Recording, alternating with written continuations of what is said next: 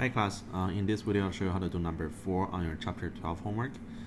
So consider a small island country whose only industry is printing.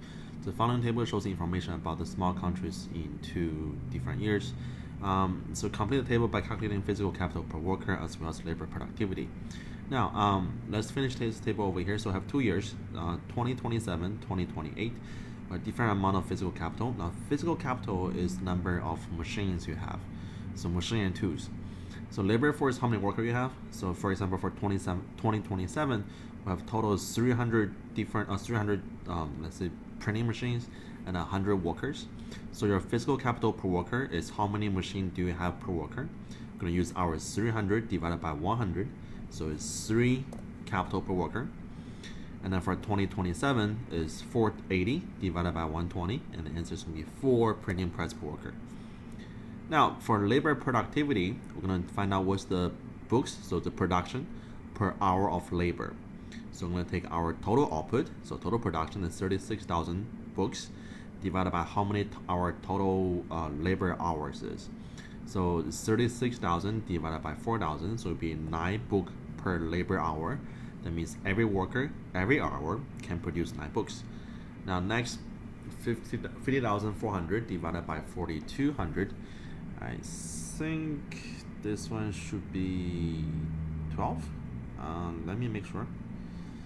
Let me consulting my iPhone, see what the answer is.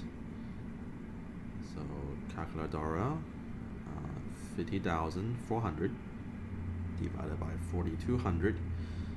It is right. Oh my god, I'm so good at this. So answer is 12.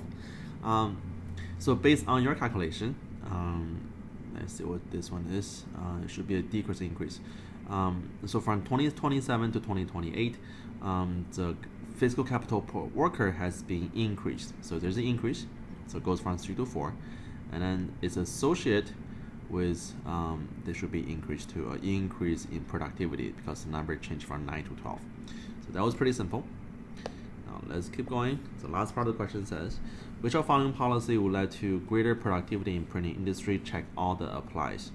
So which one will actually help this small country over here to print more stuff or have a better printing industry? Now the first one says impose a tax on printing press. Well, this is not a good idea because if you impose a tax, it will increase the production cost, which means company will produce less. So that's false.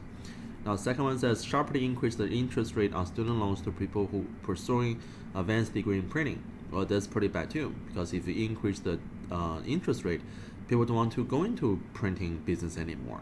So there's a lower number of labor going to the production. That's also bad. The third one says subsidizing research and development into new printing technology. This is a good answer because when you're subsidizing, it means you're making cheaper. So you make it cheaper for company to research new development. And then last one, offer free public education to every worker in the country. This is also a good idea. So getting them educated, therefore they can be a more productive labor force.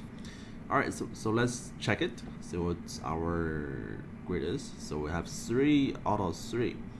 All right, so that's how you do number 4 in chapter 12. Have any question? Let me know. All right, guys, good luck.